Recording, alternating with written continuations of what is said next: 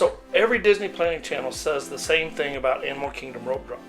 Get there 45 minutes before your entry time and go straight to Flight of Passage.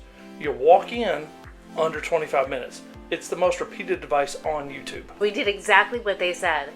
Good to go Sunday, off property, no lightning lane. We had one shot to hit 3 rides before the park filled up. Stay with us because almost none of the advice held up, but here's the part that was genuinely cool. The one thing that did work is the one thing that nobody mentions, and the best moment wasn't even a ride. So what's the advice? Arrive 45 minutes before rope drop. Walk on to Flight of Passage in under 25 minutes. We arrived at 7:15, posted wait time was 60, actual wait time was 60. We've now looked at this waterfall for 45 minutes. So here's what the advice doesn't account for. It assumes that early entry crowd has already cleared before you even reach the ride. But the early entry wave had filled the standby queue before regular entry even opened. By the time off-site guests got through the turnstile, the line was already built. The ride is incredible as always, but we'd already burned our first hour.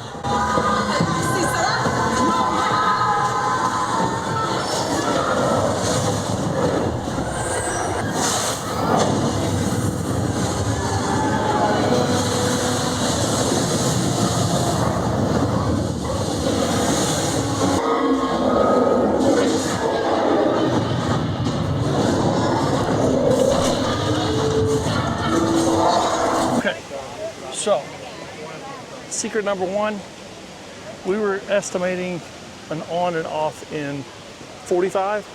We were on and off in exactly an hour. So, maybe it's a little more busy today, I'm not sure.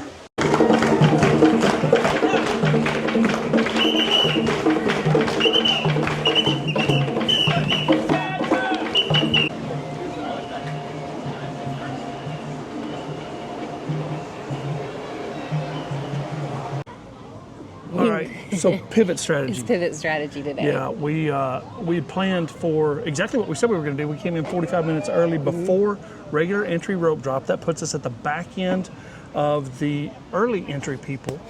And we assumed that when we got to Flight of Passage, FOP, that we would be on and off in like half hour. Yeah, we thought 30 minutes at the most. And we were on and off in 60.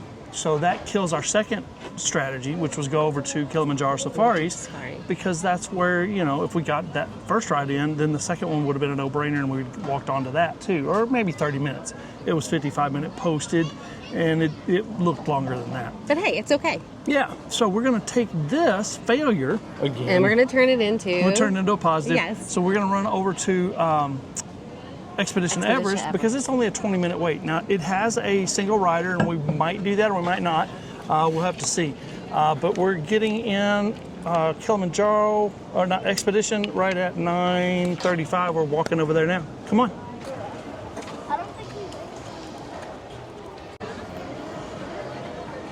So posted 25. It's 10, call it 42. Let's see if it's actually 25.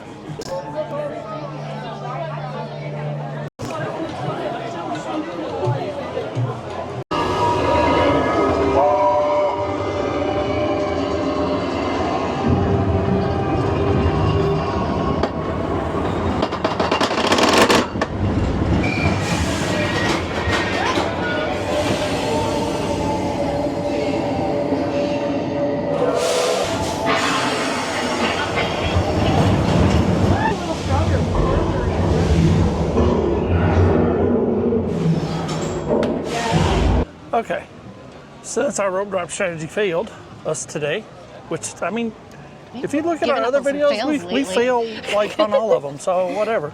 We're just meant to be that way. So, but we did make up a lot of time hopping over to Expedition Everest, so that was really good. And since we didn't get to do the safari, we're going to take you guys with us and we're going to go through the Maharaja Jungle Trek. Yay. So come on. So we're walking in. Let's go see some animals. Let's go. There are some pins on here that even we're just like... That is a Komodo dragon.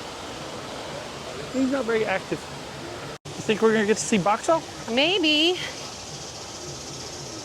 It's a little late in the morning, 10:15-ish. So let's see if he's out and about doing anything or if he's already decided, you know what, it's too hot. So we walked through looking for box hole through his enclosure, nothing. But we did see a water buffalo look like it was in his enclosure. Which was weird. Which was kind of weird, but it wasn't. I don't think it was. I think he's right back. See, they're eating them right back there. It's just part of it. Part of how they keep it, keep the animals separated.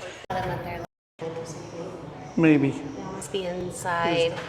All three, Boxo, Sony, and Conrad, all asleep maybe. Who knows? I don't know either, but I like this bird sanctuary. Aviary, whatever you call these things. It's it. Does that feel better? Yeah.